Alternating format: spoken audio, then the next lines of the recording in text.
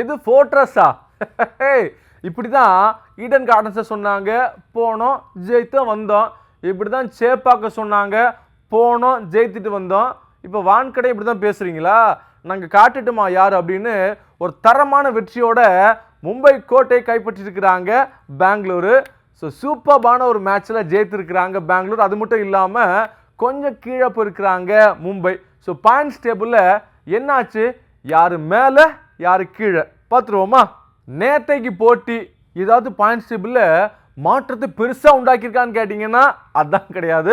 ஒரு சின்ன மாற்றம் தான் ஏற்பட்டிருக்கு. அதுவும் பார்த்தீங்கன்னா ஜஸ்ட் நெட் ரன் ரேட்டில் மட்டும்தான் பெருசாக மாற்றங்களே இருக்குது. அந்த வகையில் டாப் 4 பார்த்தீங்கன்னா இன்னும் ஒரே டாப் 4 தான் இருக்கிறாங்க. ஃபர்ஸ்ட் பிளேஸில் டெல்லி 3 விளையாண்டு 3 வெற்றி. ஸோ அதன் காரணமாக ஃபர்ஸ்ட்டில் இருக்கிறாங்க. ரெண்டாவது பார்த்தீங்கன்னா ஜிடி. என்னடா இது, இந்த டீமை கொஞ்சம் அண்டர் ரேட் பண்ணிட்டோமோ அப்படின்னு நிறைய பேர் இப்போ யோசிக்கிறாங்க. ஏன்னா 4 விளையாண்டு 3 ஜெயித்திருக்கிறாங்க குஜராத். அதே போல் 3வது இடத்துல பார்த்தீங்கன்னா பெங்களூர் இருக்கிறாங்க. இவங்க என்ன இது ஃபர்ஸ்ட்டில் இருந்தாங்க இப்போ தேர்டுக்கு வந்திருக்கிறாங்களே அப்படின்னா நீங்கள் யோசிக்க வேணாம். ஜஸ்ட் நெட் ரன் ரேட் மட்டும்தான். ஏன்னா 4 விளையாண்டு வெறும் 1 மட்டும்தான் தோற்றுருக்குறாங்க. 3 வெற்றியோட இந்த இடத்துல இருக்கிறாங்க.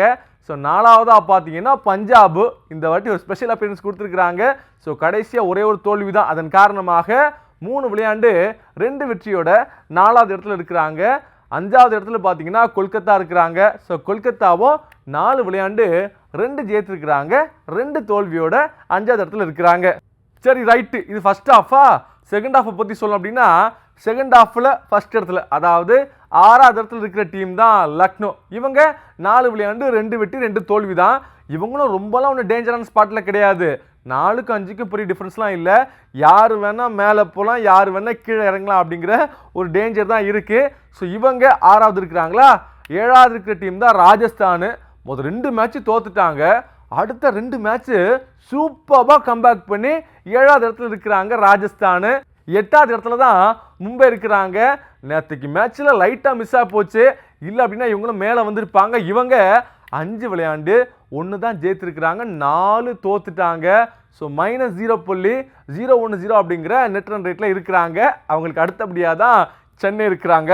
இவங்களும் 1 தான் ஜெயித்திருக்கிறாங்க, ஆனால் 3 தான் தோற்றுருக்கிறாங்க. மும்பை பார்த்தீங்கன்னா 4 தோத்துட்டாங்க.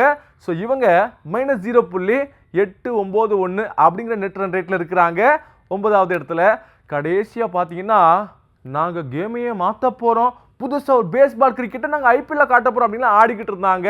இவங்களும் 5 மேட்ச்சில் 1 தான் ஜெயித்திருக்கிறாங்க, 4 மேட்ச் தோத்துட்டாங்க. நெட் ரன் ரேட்டு ரொம்ப மோசமாக இருக்கிறதுனால கடைசியில் இருக்கிறாங்க. இப்போது இன்னைக்கு சென்னைக்கு மேட்ச்சு. இந்த மேட்ச்சில் எப்படியாவது ஜெயித்துருங்கப்பா, மனவேதனை ரொம்ப அதிகமாகிட்டே இருக்குது. ஸோ பஞ்சாப் வேறு, அவங்களும் போன மேட்ச் தோற்றுருக்குறாங்க, வெறியோடு தான் வருவாங்க, ஆனால் தோற்றுருக்குறாங்கல்ல. ஸோ ஒரு கான்ஃபிடென்ட்டாக ஆடுங்க, ஜெயிக்கலாம் அப்படின்னு சோஷியல் மீடியாவில் பாசிட்டிவாக பேசிக்கிட்டு இருக்கிறாங்க சென்னை ஃபேன்ஸு. செய்திகளை உடனுக்குடனும் துல்லியமாகவும் தெரிந்து கொள்ள சப்ஸ்கிரைப் பண்ணுங்க.